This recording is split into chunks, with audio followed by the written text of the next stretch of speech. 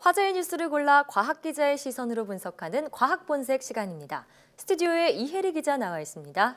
어서 오세요. 안녕하세요. 네, 오늘은 어떤 이야기를 시작해 볼까요? 네, 오늘은 지난번에 저희가 사이언스 투데이를 통해 보도해드렸던 내용 가운데 실시간으로 스트레스를 모니터링할 수 있는 이 센서 기술에 대해서 좀 더 자세히 이야기 나눠보도록 하겠습니다. 네, 그러니까 스트레스 호르몬이 분비되는 그런 기관에 센서를 삽입해서 호르몬 변화를 지속적으로 측정할 수 있다, 이런 내용이었죠? 네, 맞습니다. 이 스트레스 호르몬이라는 거는 바로 코르티솔입니다. 네. 코르티솔은 우리 몸이 외부 스트레스에 노출됐을 때 콩팥 위에 있는 작은 기관, 내분비 기관인데요. 부신에서 분비되는 호르몬입니다. 네. 센서를 이 부신에다 직접 삽입을 해서 실시간으로 이 농도를 측정하겠다라는 것이 연구 내용이었는데요. 네. 정확히 말하자면 이 호르몬 농도를 직접 측정하는 것은 아닙니다. 그러니까 센서를 기관에 직접 삽입하는 건 맞는데 호르몬 변화를 직접 측정하는 건 아니라고요? 네, 맞습니다. 호르몬이 분비될 때 나오는 정기적인 신호를 먼저 측정을 해서 이를 바탕으로 호르몬이 얼마나 나왔는지 역으로 계산하는 방식인데요. 코르티솔이 이 부신에서 분비가 될 때 부신 피질, 그러니까 부신의 가장 겉표면에 있는 이 부신 세포들에서 일정한 정기적인 신호가 나오게 됩니다. 센서는 이 정기 신호를 파악을 해서 외부로 전송하게 되는데요. 이 전송된 데이터를 바탕으로 호르몬이 얼마나 나왔는지를 역으로 계산하는 일종의 간접 측정 방식입니다. 간접 측정 방식이라고 하셨는데 사실 그냥 생각해 보면은 뭐 혈액이나 그런 체액 같은 거를 치출을 해서 여기서 좀 호르몬 변화를 측정할 수 있는 방법도 있을 것 같은데 왜 이렇게 돌아서 측정하게 되는 건가요? 네, 그렇습니다. 말씀하신 대로 뭐 혈액이나 침 이런 체액에서 호르몬 농도를 분석한다면 훨씬 더 수월할 수 있겠죠. 그런데 문제는 이 코르티솔이라는 호르몬의 특성에 있습니다.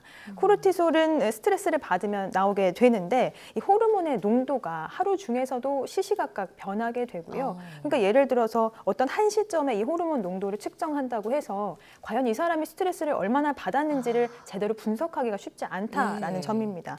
또 심지어는 사람마다도 굉장히 다른데요. 사람마다도요? 네, 그렇습니다. 쉽게 생각하면 이래요. 이제 어떤 스트레스 상황에서 어떤 사람은 아주 크게 스트레스를 받는 반면 어떤 사람은 좀 덜 받는, 우리가 소위 뭐 멘탈 갑이다 이렇게 얘기를 하는데 이런 식으로 좀 스트레스를 덜 받는 사람도 있고 반대로 생각하면 작은 스트레스에도 굉장히 크게 힘들어하는 뭐 유리 멘탈 이런 사람들도 있잖아요. 그러니까 사람마다 스트레스에 반응하는, 그러니까 호르몬의 정도가 각각 다르기 때문에 정확히 한 시점만에 어떤 호르몬 농도를 가지고 정확하게 분석하기가 쉽지 않다라는 거죠. 그래서 장기적으로 이렇게 몸 안에 센서를 넣어서 호르몬의 농도를 분석해 보자라는 것이 처음에 연구진의 취지였습니다. 그렇군요. 그래서 한 사람의 호르몬 패턴을 지속적으로 관찰을 해야지 그 사람이 평소에 얼마큼 스트레스를 받고 있는지를 더 정확하게 알 수 있다, 이런 내용이었군요. 네, 맞습니다.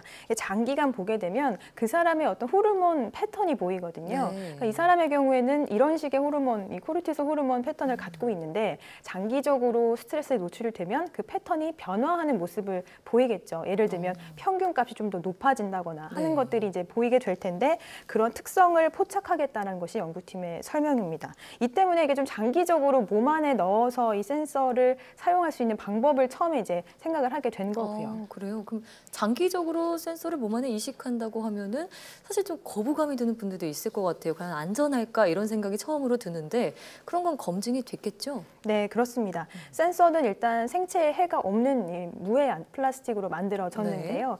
보통 이렇게 몸 안에다 넣는 센서나 이런 기구의 경우에는 대체로 이제 생체에 해가 없는 물질을 코팅을 한다거나 이런 방식을 사용을 하는데 연구팀은 아예 이제 해가 없는 소재 자체를 활용을 해서 센서를 만든 겁니다. 소재 자체를 무해하게요? 네, 맞습니다. 우선 쥐를 대상으로 얼마나 안전한지를 실험했는데요. 화면에서 보시는 것과 같이 이식 수술을 한 후에도 정상적으로 쥐가 활동을 하는 것으로 확인이 됐습니다. 자세한 이야기, 연구진의 이야기 직접 들어보시겠습니다. 저희가 이번 연구에서 사용한 그런 물질들은 이미 이제 생체에서 잘 친화적이라는 그런 고분자 물질을 기반으로 했고요. 거기에 들어가는 전극은 이제 금은 보통 인체에 무해한 걸로 알려져 있기 때문에 그런 금 전극을 썼기 때문에 인체에는 크게 문제가 없다라고 이제 생각을 하고 있습니다. 그 소자를 이식한 쥐가 9주 동안 보통 쥐들과 똑같이 행동하는 것들을 관측함으로써 이 소자가 부정적인 영향을 미치지 않는다라고 이렇게 판단하게 되었습니다. 네. 그러니까 얘기를 들어보니까 동물 실험에서는 큰 문제가 없었는데 과연 사람에게 이식했을 때도 큰 문제가 없을지 이 부분은 계속해서 연구가 진행돼야 할 것 같고요. 또 안전하다고 해도 이게 어쨌든 이식 수술을 받아야 하는 거죠? 네, 맞습니다. 쥐의 경우에는 이제 이식 수술을 받았는데 쥐의 부신의 크기가 한 쌀알 정도라고 하거든요. 그 쌀알에 센서를 이식하는 수술을 한 거고 안정성까지 어쨌든 검증이 된 건데요. 예. 물론 뭐 사람의 경우에도 이제 수술을 받아야 하는 과정이 있는데 네. 뭐 복강경 수술과 같은 상대적으로 좀 더 간편한 수술 방식을 통해서 센서를 이식할 수 있을 것으로 연구팀 보고 있습니다. 네, 그러니까 안전성은 높이고 수술 그런 단계 같은 건 좀 간소화시켰다 이렇게 볼 수 있을 것 같은데요.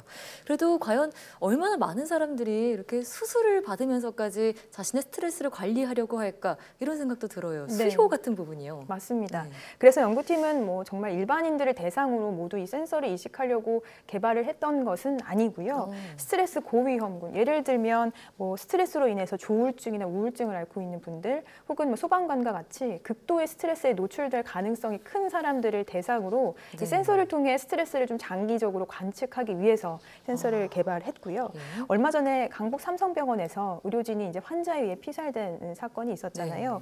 피의자는 조울증을 앓고 있었던 것으로 알려졌는데 조울증이나 우울증 같은 경우는 지속적으로 스트레스를 관리해야 하는 필요성이 있거든요. 네. 특히나 또 코르티솔 호르몬의 문제에 의해서 이런 질병이 나타나는 경우도 대다수이기도 하고요. 지속적인 관리가 필요한 이런 분들을 대상으로 어떤 스트레스 관리를 하게 된다면 뭐 소중한 생명을 지키는 것은 물론이고 이런 안타까운 사건이 다시 일어나지 않을 수 있을 것으로 좀 기대가 됩니다. 네, 또 말씀하신 그런 정신질환과 관련한 사고들 최근 들어서 계속 들리고 있는 것 같아요. 그래서 좀 이런 기술이 자리를 잘 잡으면은 환자의 건강도 지키고 또 그런 비슷한 사고도 더 이상 일어나지 않게 막을 수 있지 않을까 싶은데요. 또 앞서 영상을 저희가 살펴보니까 센서와 센서를 연결하는 그 외부에 선이 하나 보이더라고요. 근데 이거는 과연 필요한 선인지 무선이 더 편리하지 않을까요? 네, 맞습니다. 이게 센서와 이 수신기를 연결하는 선이 현재는 존재하고 있습니다. 지속적으로 뭔가 모니터링을 하려면 당연히 이제 무선으로 이루어져야 하는 것이 필수적인 상황인데요. 네. 연구팀은 이런 무선 통신이 가능한 칩을 센서 안에 탑재하는 방안을 현재 고안하고 있고요. 그런데 이제 무선 통신이 가능하게 되면 네. 문제가 하나 생길 수 있는데 바로 이제 보안 문제입니다. 무선 통신의 경우 이제 해킹 등의 우려가 있을 수 있기 때문에 만약에 이게 해킹이 된다면 어떤 개인의 생체 정보가 외부로 누출될 가능성이 있는 거잖아요. 네. 그래서 이 부분 역시 연구팀은 무선 통신을 했을 때 다양한 상황들을 고려를 해서 다양한 방안으로 연구를 진행을 하고 있는데요. 또 하나 장점은 무선 통신이 접목이 됐을 때 이를 통해서 단순히 뭐 호르몬을 모니터링할 수 있는 것 외에도 무선 통신으로 호르몬 농도를 조절할 수 있는 일종의 이제 치료 기능까지도 더해질 수 있을 것으로 연구팀은 기대를 하고 있습니다. 네, 그렇군요. 그 앞으로 좀 추가로 연구해야 할 부분이 좀 남아 있는 건데요. 남은 과제들도 잘 마무리가 돼서 말씀하셨던 그런 스트레스 고위험 환자분들 그런 분들을 위해서 꼭 필요한 기술이 됐으면 좋겠습니다. 오늘 말씀 잘 들었습니다.